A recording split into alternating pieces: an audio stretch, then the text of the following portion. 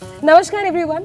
जैसे कि आप जानते हैं हमारे देहरादून में कुछ ना कुछ खास होता ही रहता है और आज एक ऐसी खास इनिशिएटिव के बारे में हम बात करने वाले हैं मिशन क्लीन दून के बारे में, जिसका पूरा दारोमदार लिया हुआ है एक बहुत ही यंग लड़की ने। हर नेम इज सुरभि राजे सिंह और महज इतनी कम उम्र में न सिर्फ एक बदलाव वो लेकर आ रही हैं, बल्कि 45 से भी ज्यादा वो क्लीन अप ड्राइव्स देहरादून शहर में कर चुकी हैं। तो आज उन्हीं से बात करते हैं उनके इनिशिएटिव मिशन क्लीन दून के बारे में, जिसकी ये वायरल वीडियोस आपने इंस्टाग्राम पर जरूर देखी होगी। तो वेलकम सुरभि, क्या हाल है? थैंक यू सो मच, बहुत बढ़िया, थैंक यू। अच्छा सुरभि, मिशन क्लीन दून के बारे में सबसे पहले हम बात करते हैं, क्योंकि आई एम श्योर जितने भी लोग ये देख रहे हैं उन्होंने, स्पेशली देहरादून के लोग, उन्होंने इंस्टाग्राम पर कहीं पर वो वीडियो स्क्रॉल तो जरूर करी होगी जिसमें एक लड़की का वॉइस ओवर आता है और देहरादून के बारे में या फिर ये क्लीन अप के बारे में कुछ ना कुछ हमें समझ में आता है या इन्फॉर्मेशन दी जाती है। तो उसकी शुरुआत कहाँ से हुई और क्यों तुम्हें लगा कि देहरादून में कुछ क्लीन अप करने की ज़रूरत है या देहरादून में इस तरह का कोई बदलाव लाने की ज़रूरत है? सो शुरुआत बहुत ऐसी चीज़ से हुई जो कि एक्सपेक्टेड नहीं था कि कोई इतने हाई लेवल पे पहुंच जाएगी, कि इतने सारे लोग जुड़ जाएंगे। आई थिंक वो एक रात की बात है, 3 बजे रात मैं जगी हुई हूँ and I was going through something, I was grieving, I lost my grandfather and I just wanted to honour him. और ऑनर से भी पहले मैं सोची थी इनका नाम कैसे मैं अब सुनूंगी ही नहीं, सो आई वॉन्टेड उनका नाम हमेशा रहे। और उससे रिलेटेड जब पूजा होती है जो लास्ट राइट्स की, उसमें पंडित जी ने बोला था कि पेड़ लगवाओ और कुछ ऐसी चीज़ें करो जिससे उनका हेवन का जो रास्ता है वो क्लियर होगा। थोड़ी बहुत मिस्टेक सबने की होती हैं, तो जो भी हिंदुज़म में माना जाता है। So I respected that, I was like okay let's do this. But मैं लॉ भी पढ़ रही हूँ एंड मैंने अपना उसको कनेक्ट किया पढ़ाई से एंड मुझे लगता था कि वो चीज़ करूँ जो रेलिवेंट है और देहरादून में ज़रूरत है। पेड़ के लिए बहुत लोग अभी प्लांटेशन कर रहे हैं, मुझसे पहले से कर रहे हैं, और उसकी सस्टेनेबिलिटी मैं मैनेज कर पाऊंगी नहीं कर पाऊंगी अपने लेवल पे अकेले, वो मेरा क्वेश्चन था। सो मैं नहीं कर सकती थी। So I thought what else can I do. So I started researching and that's how I found out about the situation of garbage in Dehradun. And हम Swachh Survekshan ranking, I think I told you before, कि हम लोग बहुत नीचे थे। I know, बहुत ज़्यादा। हाँ, हम डर्टीएस्ट सिटीज़ में थे। Which is very unfortunate, but very हाँ, unfortunate. सच है ये। अब ये चेंज हो गया है, which is great, but तब मुझे ये चीज़ आ रही थी दिमाग में कि इसका मैं क्या करूँ। That is how I started clean up drives. वो भी मैंने एक पेज बनाया, जैसे लोग जिम का जिम जाते हैं तो दे वांट कि हम अपनी जिमिंग के बारे में डॉक्यूमेंट कर लें चीज़ें। तो मैं डॉक्यूमेंट करी थी कि इस डेट पे मैंने इतने बजे ये क्लीन अप किया, just so I know it. And few friends, like 10-15 friends knew about it, they were following the page. And आप मानोगे नहीं, मिशन क्लीन दून वर्ड भी ऐसा कुछ सोच के नहीं आया मेरे कि क्या रखूँ नाम, कुछ नहीं। It was just a midnight thought because I was going through this thing. I think बहुत लोग validated भी feel करेंगे। एक टर्म है revenge bedtime procrastination, ठीक है, जिसमें आप बेड से बाहर निकलना चाहते हो बट आप इतने डिप्रेस्ड हो कि आप निकल ही नहीं पा रहे हो, ठीक है। तो वो मैं फील करती थी उस समय। मैं डिप्रेस थी क्योंकि मेरे दादाजी का टाइम होता था वो सुबह वाला कि मैं उठूंगी तो उनको देखूंगी, वो नहीं दिख रहे थे मुझे। तो मुझे ये हो रहा था कि दिन का टाइम किसी तरह कट जाए और मैं बस शाम को उठूँ और खाना वाना खाऊँ, फिर से सो जाऊँ। सो आई थॉट क्या चीज़ मुझे सुबह उठा सकती है और कैसे मैं सेफली इस चीज़ को करूँ, लोगों का अटेंशन भी ना गेन हो, लड़के वड़के ज़्यादा ऐसे परेशान ना करें रोड पे, सफाई करना, बहुत सारी चीज़ें और भी सोचनी थी। तो मैंने कहा चलो सुबह उठते हैं। तो आई थिंक 13 जून को मैं पहली बार सुबह उठी और अपने फादर के साथ मैंने गली साफ करी अपनी। ये यहाँ से इसकी शुरुआत, मिशन क्लीन दून की शुरुआत हुई। अच्छा सुरभि, ये तुमने शुरुआत के बारे में बताया, लेकिन जितनी बार में मेरी तुमसे बात हुई है, तुम्हारे बातों में या मिशन क्लीन दून का जिक्र जब भी होता है, तुम अपने दादा के बारे में ज़रूर बात करते हो। और तुमने बताया भी कि उनके डिमाइस के बाद तुम्हें लगा कि ऐसे कुछ करना चाहिए। मुझे उनके बारे में या उनके साथ जो तुम्हारा रिलेशनशिप था उसके बारे में बताना। And I am sure he must be, मतलब वो एक कमाल के इंसान होंगे, क्योंकि जो अपने जाने के बाद भी इस तरह की छाप छोड़कर जा सकता है, तो वो क्या कमाल का बंदा होगा ना। Of course. तो वो बहुत सेल्फ मेड थे और हम लोग यूपी से हैं, सारी मेरी family. But he left home and मतलब एकेडमिक्स में बहुत अच्छे थे, पढ़ाई में बहुत अच्छे थे। तो दादा दादी की जब शादी हुई वो तब भी अप्लाई कर रहे थे जॉब्स के लिए, और धीरे धीरे दादी helped him through the struggle and वो गवर्नमेंट सर्विसेज में आए। वो डेप्यूटी लेबर कमिश्नर थे गढ़वाल के, तो अच्छे स्टैचर पे थे। और जब आप एक अच्छे स्टैचर पे होते हो, आप पे ना अपॉर्चुनिटीज़ होती हैं ऐसे गलत चीज़ें करने की भी और करप्ट होने की। तो वो मुझे उन स्टोरीज से इंस्पायर करते थे कि उन पे कितनी बार ऐसे ऑप्शन था कि चलो ब्राइबरी वाला, कि लोग ब्राइब कर रहे हैं कि आप हमारा ये काम करा दीजिए, सामने से ही आ रहा है हाँ offer, तो ऑफर आ रहा है। कई बार मिठाई के डब्बे में उनके पास ब्राइब्स आती Right. थी एंड दादी के पास लोग छोड़ गए कि ये मिठाई है सर के लिए, तो दादू बहुत गुस्सा करते थे कि क्या हुआ, and he used to make sure कि वो बंदा सफर करे जिसने ब्राइब करने की कोशिश की। इस वजह से उनके बड़े ट्रांसफर्स हुए, हेल्थ इश्यूज आए क्योंकि ऐसे रिमोट एरियाज में उन्हें रहना पड़ा। बट देहरादून आके वो उनको एक स्थिरता फील हुई कि यहाँ पे मेरी वाइफ को अच्छा लग रहा है तो हम यहाँ एक घर ले लेते हैं। बड़ा ही मेहनत का कहते हैं ना वो घर है, और वहीं हम लोग सब बड़े हुए, मैं जॉइंट फैमिली में रही हूँ। तो बाबा की ऑनेस्टी से मैं बहुत इंस्पायर्ड थी, और उनका एक जो गिविंग नेचर था, उनके डेथ बेड पे भी वो शायद हम लोग के बारे में ही सोच रहे थे, तो वो मेरे अंदर उनके साथ नेचुरली आया है। और उनके बारे में आई थिंक मैं कितनी भी बात कर सकती हूँ, बहुत सारी बातें आपको बता सकती हूँ, बट मुझे एक चीज़ का बहुत अपॉर्चुनिटी मिली, और रिग्रेट भी नहीं है एक चीज़ का। अक्सर होता है ना किसी की डेथ हो जाती है तो आप सोचते हो कि यार कुछ बोल देती, उनके साथ और टाइम स्पेंड कर लेती, जो कि अक्सर होता ही है। काश तमीज़ से बात की होती, बदतमीजी ना की होती, उनके साथ रह लिया होता। हाँ हाँ, जैसे हम पेरेंट्स को फॉर ग्रांटेड भी ले लेते, वो मेरे गॉड फादर थे। अब तो उनसे मैं बहुत एक चिल भी थी और हर चीज़ शेयर करती थी, तो कभी ऐसा नहीं हुआ मैंने उनकी डिसरिस्पेक्ट किया। I am very proud of that कि मैंने उनकी कभी डिसरिस्पेक्ट नहीं किया। मैंने हर रात उनको गुड नाइट करके आई लव यू बोल के उनसे आई लव यू टू बुलवा के सोई हूँ कि बाबा let's make it, let's normalise this, और ऐसे करते हैं। तो जिस चीज़ की अपॉर्चुनिटी मिली मुझे, वो बहुत बड़ा आई थिंक कर्म होता है, वो है कि उन्होंने मुझे अपने लास्ट टाइम में, लास्ट स्टेज में मुझसे सेवा ली है। ठीक है, वो बहुत बड़ी चीज़ होती है, एंड आई थिंक अगर किसी को भी मिल रही है वो अपॉर्चुनिटी करने की तो करना चाहिए वो। अब कई लोग सोचते हैं हमारे कर्म अच्छे हो जाएंगे इससे, और या फिर हमारा कुछ बहुत भला हो जाएगा, गॉड ब्लेस कर देंगे। लेकिन आप जब किसी को इतना प्यार करते हो ना, तो आपको लगेगा यार कि अगर वो ओटी में भी जा रहे हैं, उनका एक टेस्ट भी होना है, तो जितने प्यार से मैं उनका हाथ पकड़ूंगी, आई डोंट थिंक कोई वॉर्ड बॉय पकड़ेगा। तो मैं उनके लास्ट स्टेज में उनके साथ थी, और मेरा रिलेशनशिप कुछ वैसा था। He was my best friend, he was my favourite person. Yes. लेकिन सुरभि, जब ऐसे इनिशिएटिव के बारे में बात होती है, क्योंकि तुमने बताया कि शुरुआत एक तरह से कह सकते हैं कि तुम्हारे ग्रैंडफादर ने, दादा ने तुम्हें इंस्पायर किया मिशन क्लीन दून के लिए। हाँ। लेकिन ये तुम्हारा एक तरह से पर्सनली तुम इन्वॉल्व थी या इमोशनली इन्वॉल्व थी, लेकिन उसके साथ इतने सारे लोगों को जोड़ना वो एक अलग टास्क है। तुम्हारा एक पर्सनली तुम जुड़ी हो, लेकिन बाकी सारे लोगों को कैसे तुमने जोड़ा, या उनको कैसे मोटिवेट किया कि आप मेरे कॉज के साथ आओ या साथ में करते हैं कुछ? तो जो फर्स्ट फ्यू फोटोग्राफ्स डली थी उसमें फॉलोअर्स आने लग गए। मैंने कहा अच्छा, मतलब और लोग भी रेजोनेट कर रहे हैं इस आइडिया से। So I was like okay, let's not be selfish, इसको अच्छे से कर दूँ इसमें एक दिन। तो मैंने ऐसा नहीं सोचा मैं आगे क्या करूँगी, मैंने one day at a time चलती गई मैं। और उसके बाद इसमें ना स्ट्रक्चर लाई, जितनी मैंने पढ़ाई लिखाई की है, जितनी अभी तक जॉब की है, उसकी जितनी नॉलेज थी मैंने वो सारी लगाई विद प्योरिटी। आई थिंक ये सस्टेन भी किया और लोग अट्रैक्ट इसलिए हुए, मेरा इंटेंशन प्योर था। लोग क्या है कि जिनको हमें अवेयरनेस फैलानी है वो लोग सब ऑनलाइन बैठे हुए हैं, तो मैंने उसको अपनी टारगेट ऑडियंस बनाया।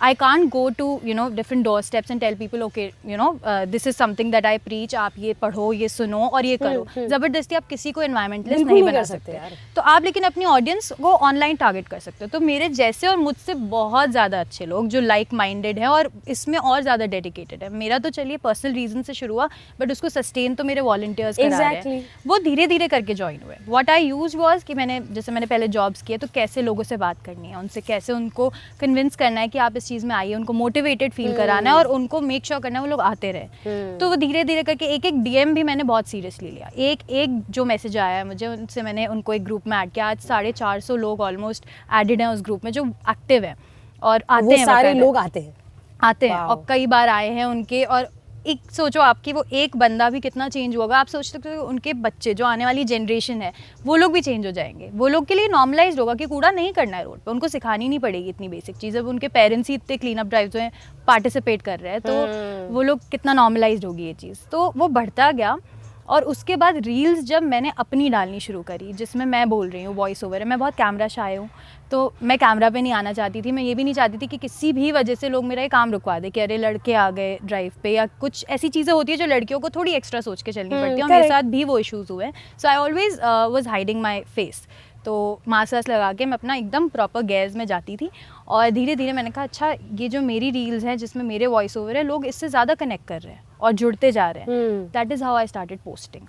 अच्छा, अभी आज की तारीख में कितने वॉलंटियर्स हैं सुरभि तुम्हारे साथ? जो एक्टिव ग्रुप है उसमें 350 to 400 लोग हैं, ठीक है, जिसमें से ऑफ कोर्स जब इतना रेशो होता है तो उनसे जब बातें करो, सुबह बहुत जल्दी होती हैं ड्राइव्स, तो करते करते 20-30 तो दे शो अप, ठीक है, 20 to 25 they show up every weekend, every weekend. So consistency is the key. हम लोग कंसिस्टेंट रहे हैं, इसलिए अभी तक आई थिंक सर्वाइव कर पाए. और मुझे पर्सनली तुम्हारे इनिशिएटिव की सबसे अच्छी बात, तुम्हारी सबसे अच्छी बात ये लगती है कि तुम्हें भी पता है देहरादून में बहुत सारी इस तरह की ड्राइव्स होती आई हैं, प्लांटेशन होता हुआ है, बहुत चीज़ें.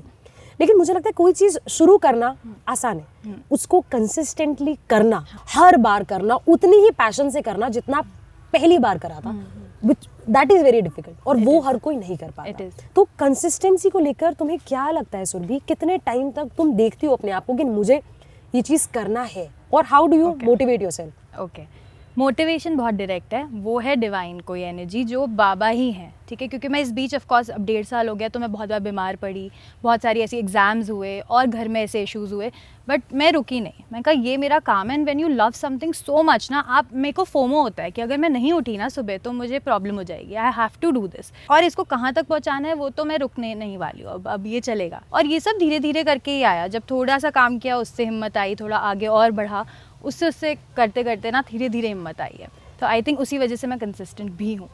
लेकिन अच्छा, इनिशियली तुम्हें कितना ऐसा रिस्पॉन्स मिला है? बिकॉज एज विमेन अगर आप सफाई इस तरह से कर रहे हो, या कूड़ा कचरा कहीं बस्ती वगैरह में सफाई करो, तो लोग बड़ा वैसे देखते हैं कि अरे क्या मतलब ऐसा इसके जीवन में क्या हुआ होगा जो ये ऐसे. I am sure you must have heard all these things. I still do. तो वो मतलब वो क्या क्या रिस्पॉन्सेस तुम्हें मिले, पहले तो ये बताओ. दूसरा, उससे तुमने डील कैसे करा? क्या मैकेनिज्म था तुम्हारा उसको डील करने को लेकर? मैं सीधे ब्लॉक कर देती हूँ ऐसे लोगों को. ठीक है, मैं हाँ, क्योंकि मेरे पे इतना टाइम ही नहीं है. मैं किसी भी मतलब पेज को फॉलो नहीं कर रही हूँ उससे, क्योंकि it's my work place, a very Payas place for me, जिसको लोग चाहे कुछ भी सोचे कि यार हो सकता है सोशल मीडिया पे फेमस होना ही होना. यार अगर मैं काम कर रही हूँ, अगर उससे मैं हो रही हूँ बाय डिफ़ॉल्ट, लोगों के नज़रों में आ रही हूँ, उसमें मेरा वो इंटेंशन नहीं था. आ रही हूँ तो शायद लोगों को होप मिल रही है उस चीज़ से.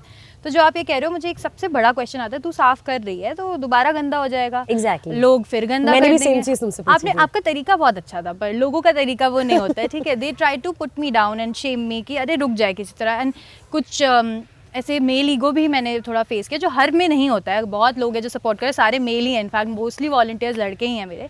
लेकिन जो कुछ ऐसे भी कह रहे, how come we didn't get this idea and why is she rising so much. So I am like, वो कॉपी पेस्ट वाला एक मैं इसमें वो करती हूँ कि you can copy all you want, but जब आप पेस्ट करने की बात आएगी, पेस्ट सेम नहीं होगा आपका. क्योंकि ये मेरा स्टाइल है. तो मेरा स्टाइल मैंने थोड़ा डिफरेंट रखा. वो वायलेंट नहीं है, मैं किसी को डांट के नहीं समझाती आप ये करो वो करो.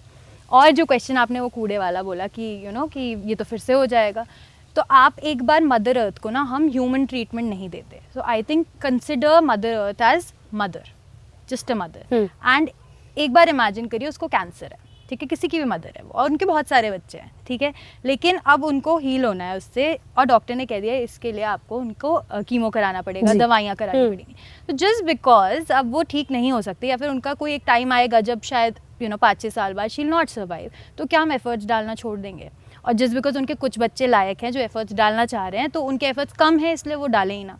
ये तो बहुत नेग्लिजेंट एटीट्यूड है. तो मैंने वहाँ से सोचा कि ये जब कोई मुझसे ये क्वेश्चन पूछेगा तो मैं बताऊंगी कि मेरे एफर्ट्स को क्वेश्चन मत करो, आप भी इससे कुछ सीखो. तो वो ब्रिंग डाउन वाली एटीट्यूड जो है वो कम हो गया लोगों का. लेकिन सुरभि, तुम्हारी कभी भी, तुम्हारी या तुम्हारी टीम की या इस पूरे इनिशिएटिव की, कभी तुम्हें वो नहीं लगता कि यार मतलब मैं साफ कर रही हूँ, अगले हफ्ते पूरा इतने आपने जोरों शोरों से आपने सफाई करी, और एक हफ्ते में या कुछ दिनों में आपको वापस से कूड़ा हो गया, तो आपको पहली चीज तो ये बताओ कि क्या तुम्हें लगता है ये सोल्यूशन है?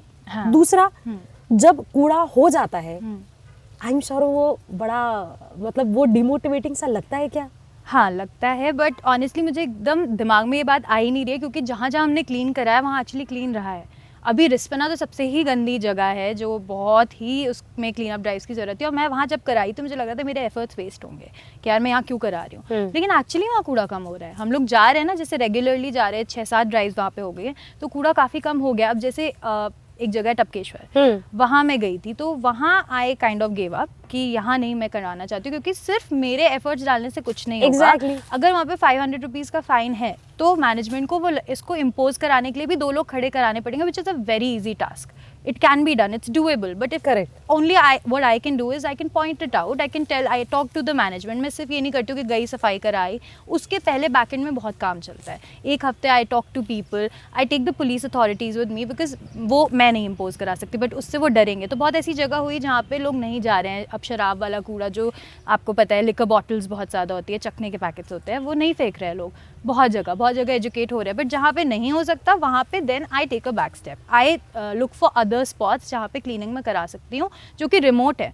अब जहाँ पे कूड़ा फेंकना मुश्किल होगा वहाँ दोबारा कौन आके कूड़ा फेंकेगा. मोस्टली क्या होता है, जहाँ पे कूड़ा बहुत ज़्यादा दिखेगा वहाँ लोग डालते चले जाएंगे. हमारा भी एक टाइम पे ऐसे ही attitude था. Exactly. हम सब ऐसे थे. मैंने भी ये गलतियाँ की होंगी, मैं कोई अलग से नहीं आई हूँ. बस हाँ, मेरे अंदर मेरा भाई और मैं छोटे से ही हमें ये था कि यार अगर स्ट्रॉ भी है, उसका छोटा सा प्लास्टिक है या टॉफ़ी रैपर भी है, बैग में रख लो ना, घर जाके फेंक देंगे. तो वो खुद से आता है.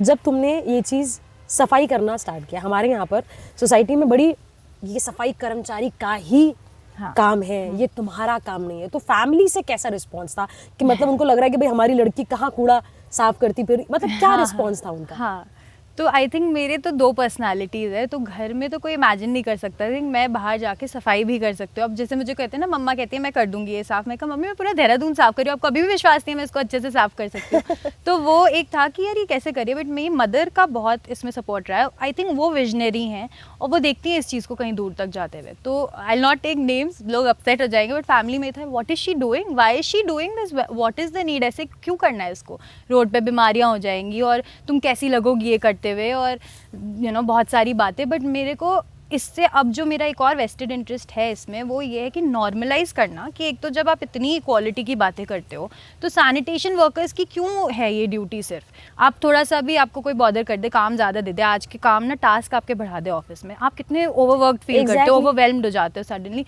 Look at them, they are cleaning your trash since I don't know forever, and बहुत ज़्यादा है कूड़ा, वो कहाँ से कर सकते हैं ये सब.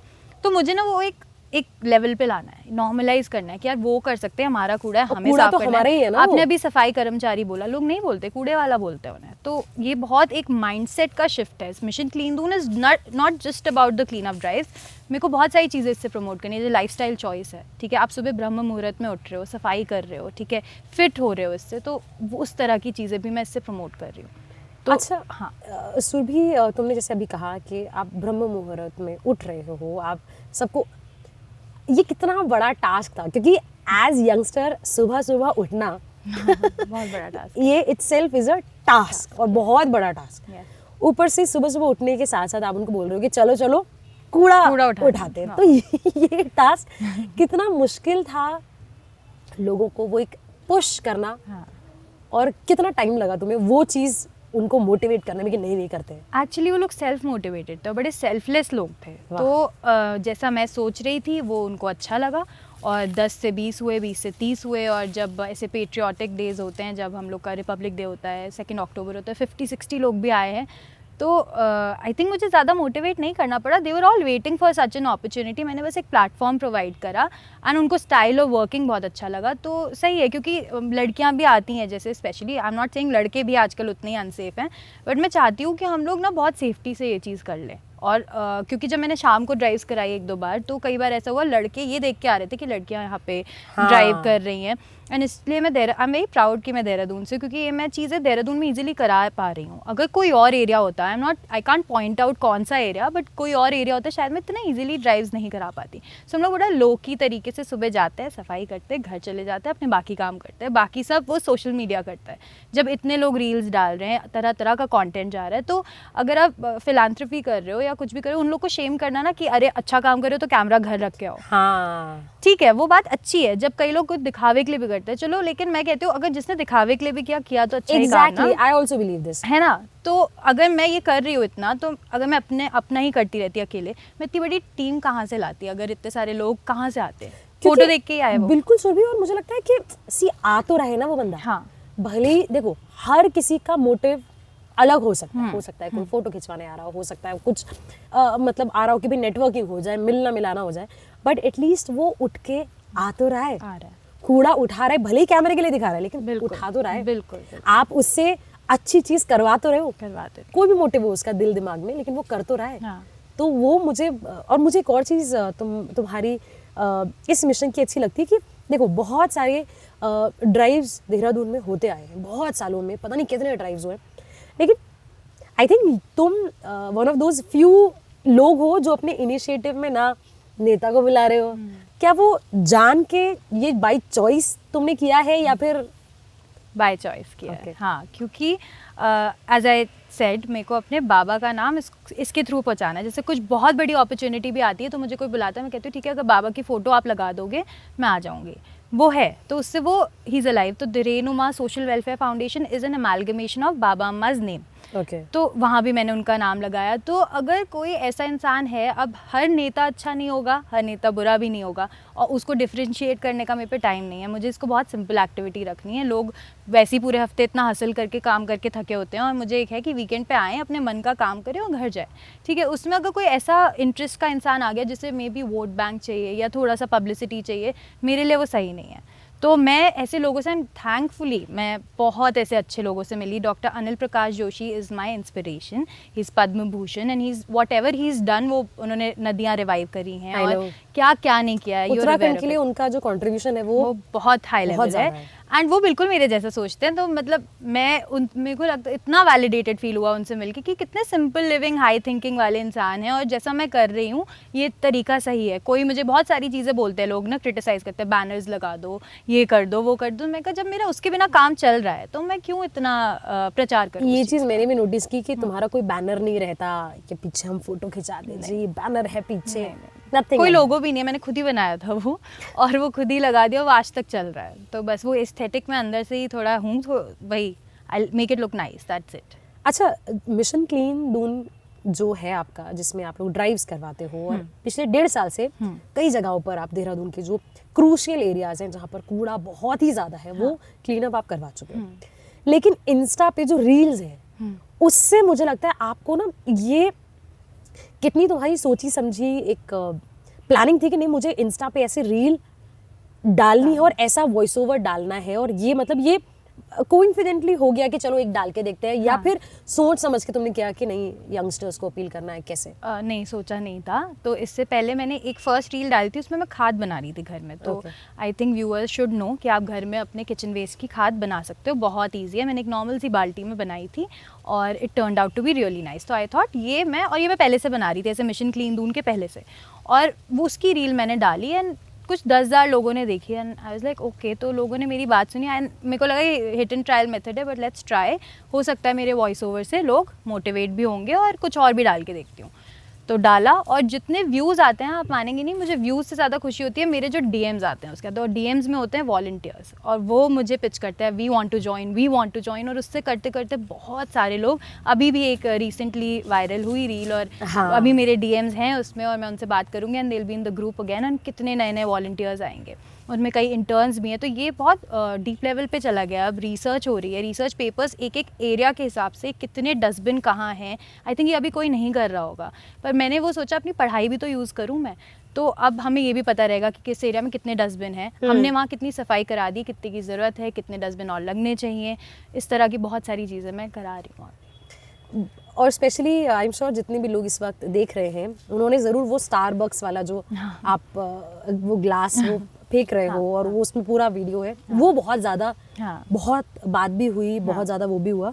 आने वाले टाइम में क्या प्लानिंग है तुम्हारी क्लीन अप ड्राइव्स को लेकर, और क्या करवाने वाली हो तुम, और किस लेवल पर और ले जाने वाली हो?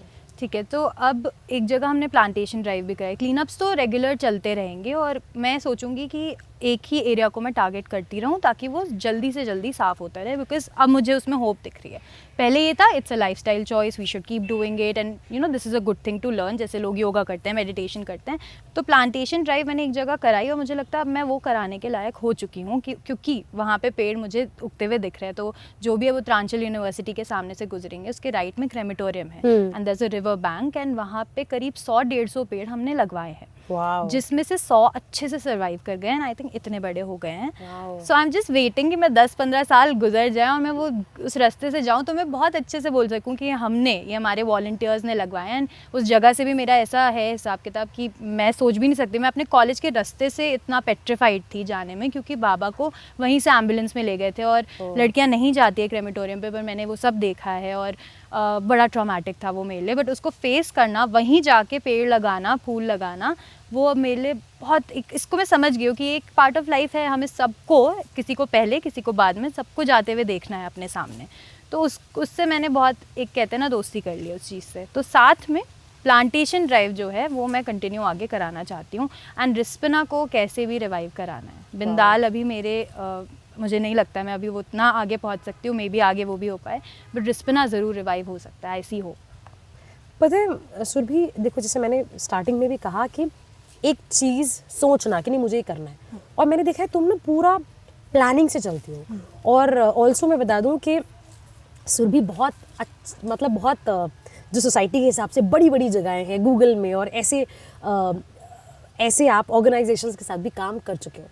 तो क्या अब जब तुम क्लीन अप ड्राइव्स करवा रही हो देहरादून में, तो क्या दिल से लगता है कि नहीं मतलब वो अच्छा था, डू यू मिस दैट, या फिर क्या? कैसे? नो, आई थिंक सब बहुत अच्छा हो गया, क्योंकि मैं बहुत अच्छी जॉब कर रही थी, एंड उसको छोड़ना, जब आप कमाने लगते हो और अच्छी लाइफस्टाइल है, you can afford everything you want, and घर से पैसे नहीं ले रहे हो, तो मन नहीं करता ना वापस पढ़ाई करने का। तो मैं ऑलरेडी MBA थी, अच्छी नौकरी कर रही थी, बट लॉ करना मेरा मन था। तो मैंने IAS की तैयारी की, और मैंने ये सीखा भी है कहीं से कि IAS की तैयारी जिसने की होती है, चाहे आपने निकाला हो एग्ज़ाम या नहीं निकाला, it's also one of the motivation मेरी लाइफ में कि आप कुछ भी कर सकते हो उसके बाद। आप बहुत सारी चीज़ों को बहुत डिफरेंट तरीके से देखते हो। मैंने वहीं से सीखा कि बहुत ज़्यादा गवर्नमेंट को क्रिटिसाइज़ मत करो, बहुत ज़्यादा इधर ये तो ऐसे ही रहेगा, ये तो मैं कमेंट सेक्शन में बहुत बार पढ़ती हूँ कि गवर्नमेंट ने ये कर दिया, नगर निगम की गलती है, गलती ही ब्लेम करते रहेंगे। आप क्या कर रहे हो अपने लेवल पे? ये कितना इंपॉर्टेंट है। मुझे लगता है you are those one of the few people. तीसरी खास बात मुझे लगता है तुम्हारे और तुम्हारी इनिशिएटिव की ये है कि आप उस एंगल में जा ही नहीं रहे। हाँ। इसने करा, इसने गलत कर दिया, सरकार ऐसी है, ये ऐसी है, नहीं। क्योंकि ये ब्लेम गेम ना ये बहुत लंबा, आज से नहीं, बहुत पता नहीं कितने सालों से चल रहा है।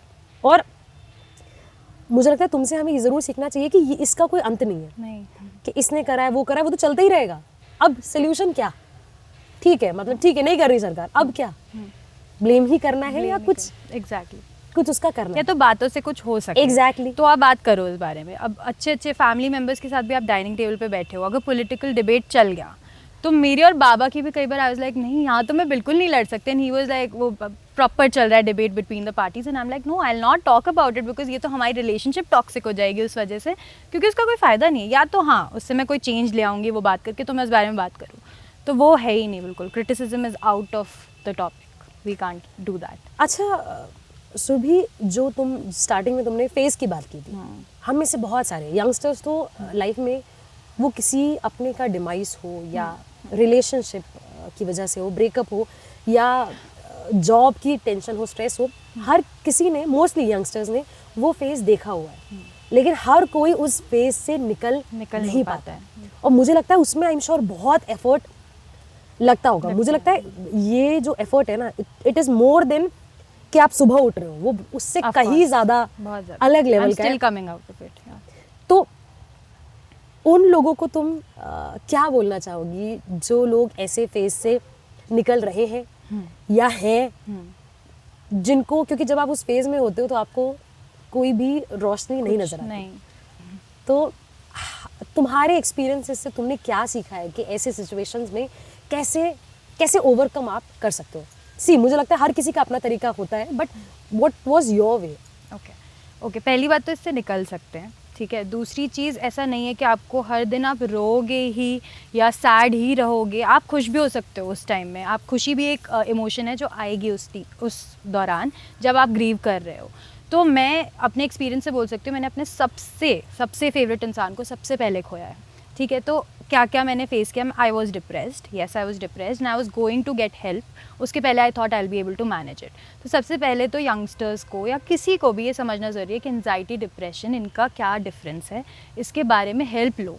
हम जो सेल्फ डायग्नोस कर देते हैं ना कि यार मैं डिप्रेस्ड हूँ, तुम्हें पता भी नहीं है डिप्रेशन क्या होता है, शायद वो एंजाइटी हो, शायद तुम स्ट्रेस्ड हो, तो पहले उसकी हेल्प लो सबसे पहले।